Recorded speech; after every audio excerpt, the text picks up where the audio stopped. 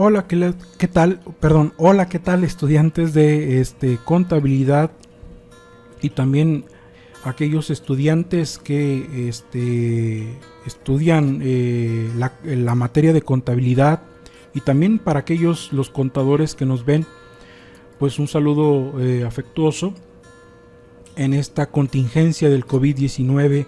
Esperemos que pronto salga todo bien y se reactive la economía, ¿no? El día de hoy en esta hora clase, vamos a hablar del control interno y del efectivo. En esta hora, específicamente, vamos a hablar de lo que viene siendo el control interno. ¿Sí? El control interno de la empresa, ¿no? Sea pequeña, sea mediana o sea grande. Para esto no utilizaré el Excel, utilizaré el PowerPoint, porque todo esto tiene que ver con un aspecto teórico, pero voy a tratar de dar muchos ejemplos aquí en México para poder para que ustedes mejor comprendan, ¿no?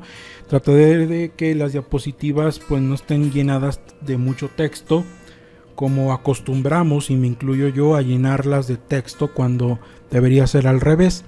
Pero bueno, vamos a tratar de ver lo que es el control interno y el efectivo. El control interno en Estados Unidos surgió mucho en auge en el 2007, sobre todo en septiembre, porque hubo una crisis. Y hubo una crisis financiera y también por lo tanto contable. Y por lo tanto el control interno se enfatizó y se agudizó en aquel año hasta nuestros días. Y por lo tanto la normatividad contable también lo trajo en su redacción y lo está plasmando en esta parte, ¿no? Que viene siendo lo que se conoce como un control interno, ¿no? Entonces vamos a ver en esta hora clase lo que es el control interno.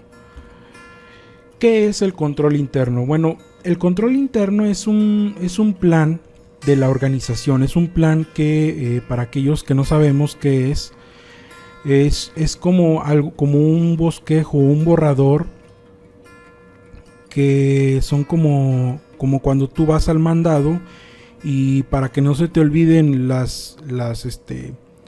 lo que tienes que comprar, pues haces como una lista, ¿no? Es como un plan de compra.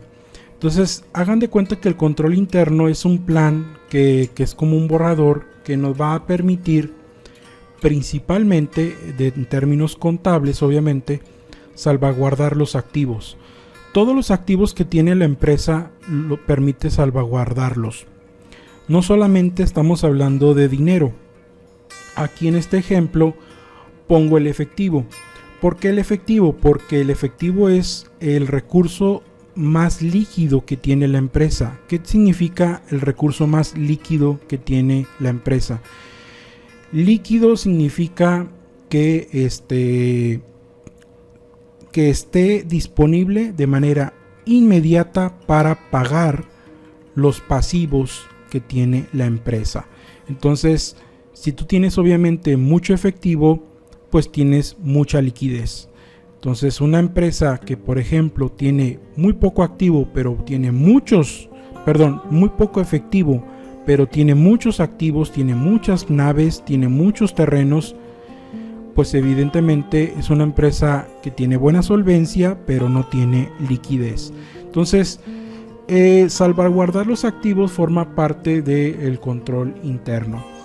También nos va a permitir que se lleven a cabo las políticas, que se cumplan las políticas de la empresa, ¿no? Y para esto, ¿por qué en una empresa debe haber políticas?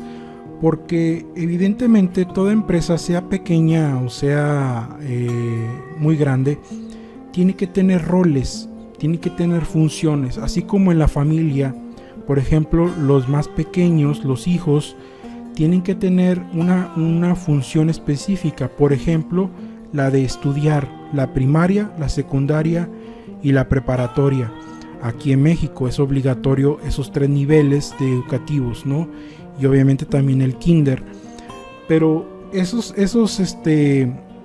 funciones las tiene que tener, hagan de cuenta que es como algo obligatorio que se tiene que hacer y que se plasma en un documento y que se les tiene que dar a conocer a los empleados, ¿no? Entonces, parecido, haciendo una analogía, haciendo esa similitud, pues bueno, tenemos a esas políticas dentro de la empresa para un buen control interno.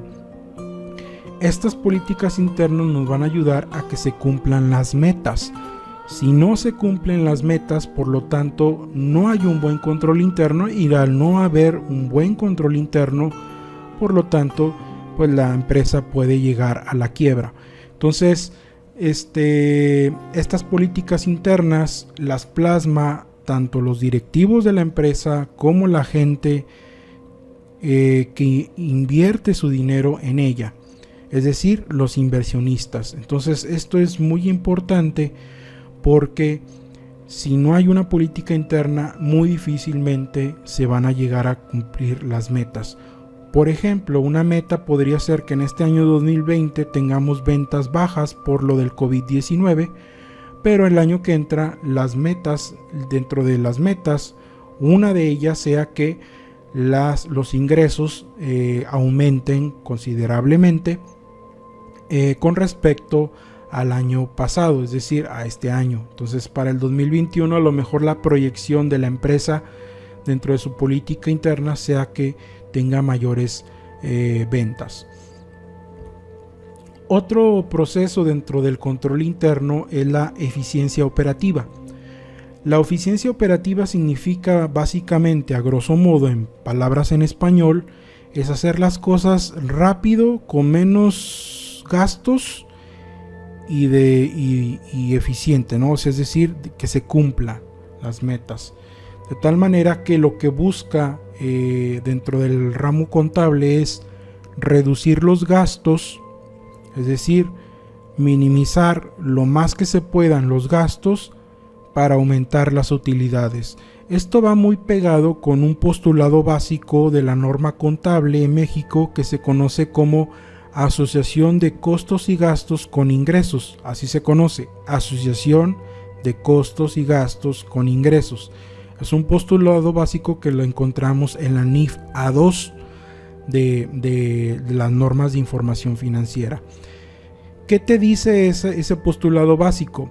Que no puedes tener utilidad si no incurres en una venta. Y por lo tanto, no puedes tener una venta si no incurriste en un gasto o en un costo. O al revés, no puedes tener un gasto o un costo dentro de la empresa si no incurriste en una venta. Entonces, ese postulado básico dentro de la contabilidad y dentro de la normatividad también está dentro del control interno, como lo podemos ver. También están el control interno, los registros contables que puedan ser precisos y confiables. Es decir, preciso significa de que si el registro contable de una venta fue de 10,000 pesos, pues que efectivamente el registro contable tenga esos 10,000 pesos en la cuenta bancaria o en la caja chica o en un cheque en tránsito, pero que efectivamente el registro contable sea preciso, ¿sí? Que sean de 10,000 pesos, que no sean de 20,000 pesos, porque puede ocurrir que al contador, y yo me incluyo también, que se nos pase de que a lo mejor la transacción fue de 10,000 pesos, pero en el registro contable lo ponemos como 30,000 pesos. Entonces estamos inflando la venta, estamos inflando los ingresos, y por lo tanto al inflar el ingreso pues estamos inflando también los impuestos. O al revés, si yo registro una operación contable en una póliza de 5,000 pesos cuando efectivamente entraron 10,000 pesos, pues entonces estoy diciéndole al fisco, lo estoy defraudando al fisco, y también pero principalmente estoy defraudando al dueño de la empresa, porque entró más dinero del que yo estoy registrando. Entonces los registros contables deben de ser confiables, es decir, tienen que tener veracidad y tienen que estar precisos, es decir, la cantidad de el registro contable debe ser preciso. Entonces estos registros permiten que existan el costo, que sea confiable y que las ventas aumenten.